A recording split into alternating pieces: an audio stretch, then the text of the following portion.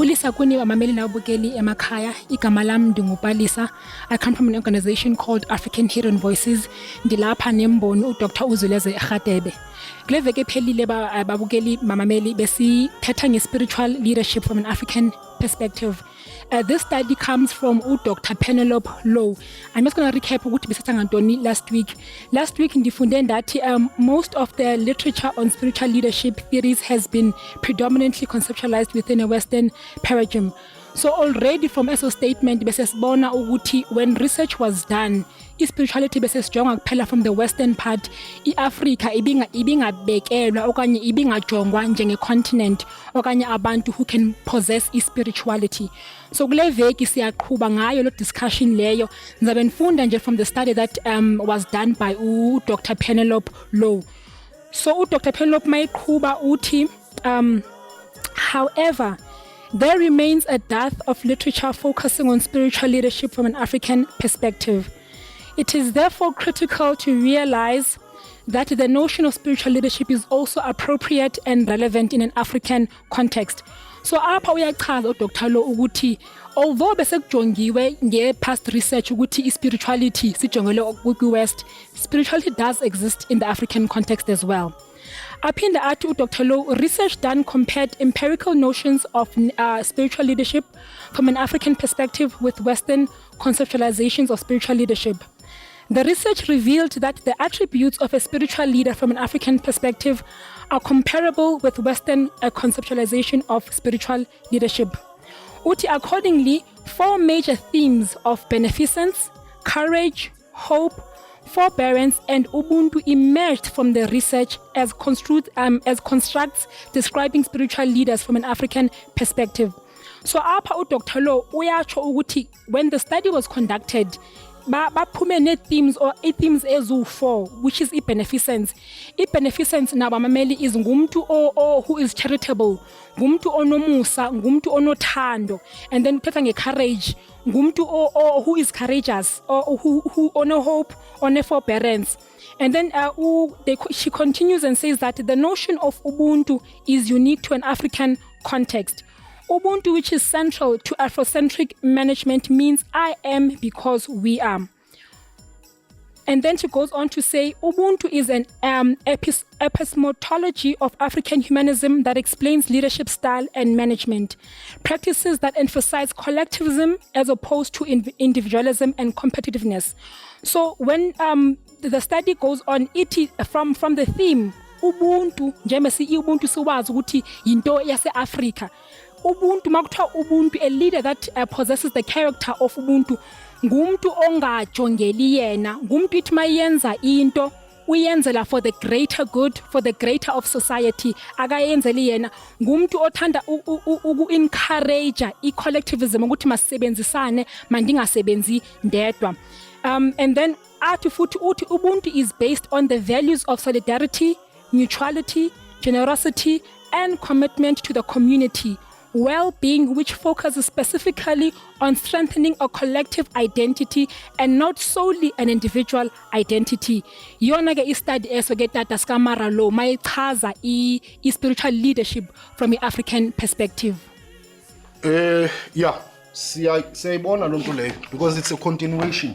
Now I think enye into engiyibonayo la ngibona ukuthi maybe next week we need to focus on indigenous African spiritual prophets, imboni zakwantu, next week, so that we can then compare the characteristics that this study says zitholakala kabantu abakwi-African spiritual leadership. I want us to do that next week through the study, so that then we are able then to say, no, it is true. Our prophet Bakwantu did have lama characteristics that Dr. Low akhuluma ngawo. But today I just want to emphasize on these characteristics, especially Ubuntu, etc. Now, this study says lama characteristics abakhuluma ngawo la are unique to African context. Because Ubuntu itself i-character unique to Africa. Now that really mawuyicabangisisa kahle kwimfundiso zami uyibhekisise kahle lento uzibuze a question. If kuthiwa umprofeti womuntu omnyama but lobo profeti bakho onabo abuphumi kini abaphumi abudluliselwanga kumdali through idalwa zakini bubu profeti obamkele obuze nenkolo ezibuya phesheya, which by the way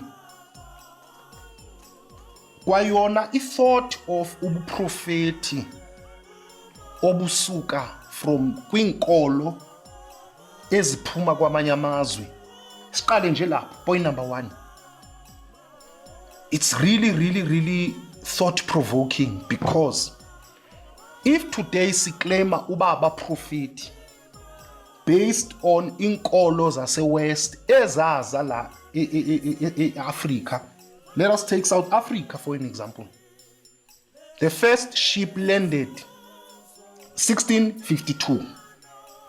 The first official missionary ifika 1737. Jan van Riebeeck 1652 was not a missionary, but he was a voyager, but he was more of a businessman because the interest yakhe was business. Kodwa but simbona eza nencwadi i-Holy Book ebhalwe ngesi-Dutch and simbona efaka i-emphasis to abantu abamnyama ne-Khoisans azithole la into converting them into the religion azanayo before he can then aqala ubasebenzisa, enslave them, etc. But into important is this religion. Now in 1737 ke i-missionary officially ke he starts teaching about this religion.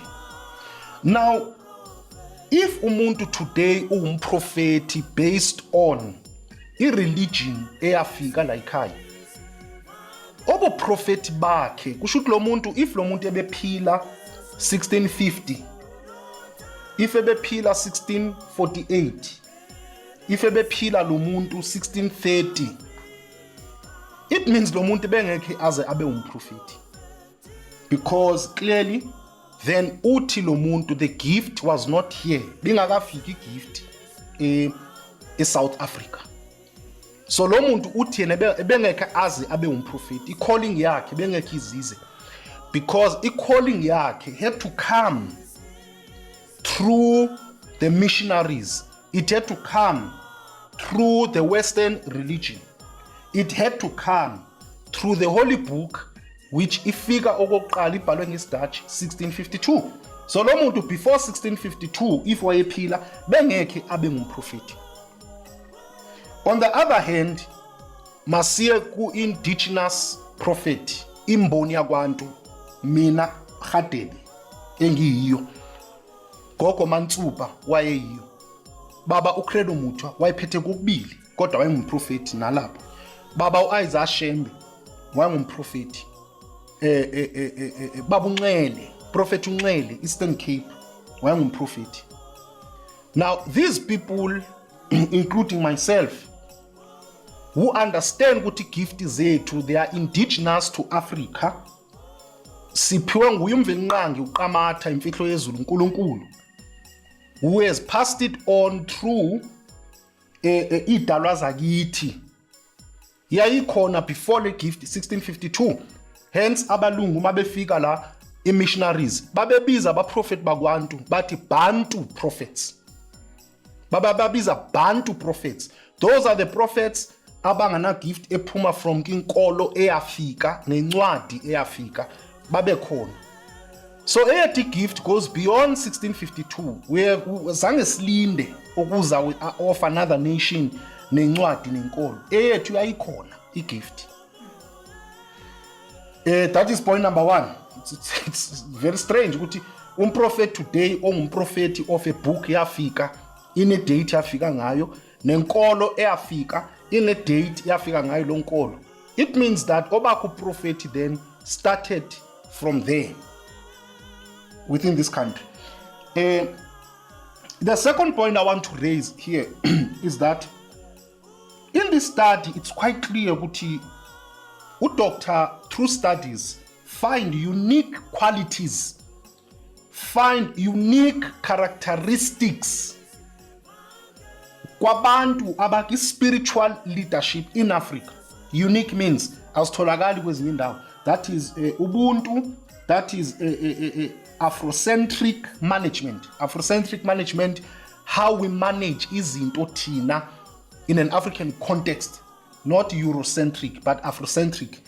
And utola solidarity, mutuality, generosity, etc., etc. So clearly, they've looked at the African leadership, African people in leadership, and other nations, and say no. Baba different.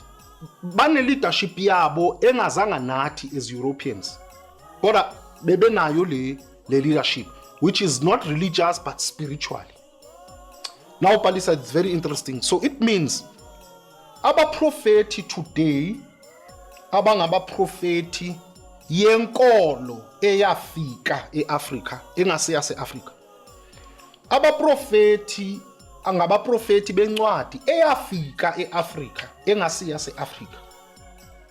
Then they don't possess these gifts. They don't possess these characteristics. They don't possess these values. So I think safely, Singati, then it means they are not African spiritual leaders. It means, Sizauti, they are Eurocentric religious leaders. This is an Amayama terms, manje. Which we are allowed to come up with those terms, because clearly this study says, and obani esingabafaka ki category of African indigenous spiritual leadership.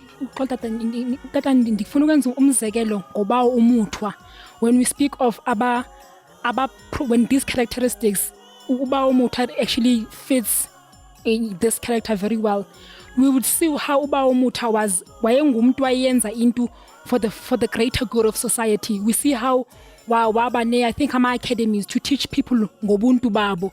In today's society, or rather, prophet bagwantu asisas boni ngento ezinjalo in the Eurocentric part.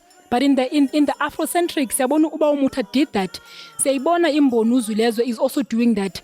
Kune structures okanye izinto tatakazenzayo that are not only benefiting imboni personally, but is benefiting the greater good of society.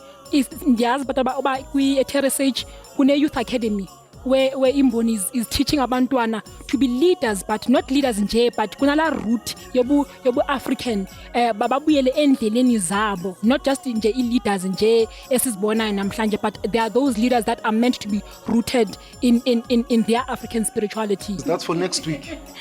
Next week I want to give examples of this kind of leadership. And by the way, sikhuluma kuyi point yakho without trying to criticize Babu Wilbet, because there's a lot of criticism and it's not helping anybody. It's not helping those who are religious, it's not helping those who are spiritual. He ends up to move away from everything. So I do my best not to criticize, but the truth of the matter is that's the difference. We are born alabo abapete Eurocentric religious leadership about prophet. They are more about themselves. They are more about riches about themselves. And then just to keep him in the community, calling it charity work. But there's not much foundation about build in societies. But that's for next week.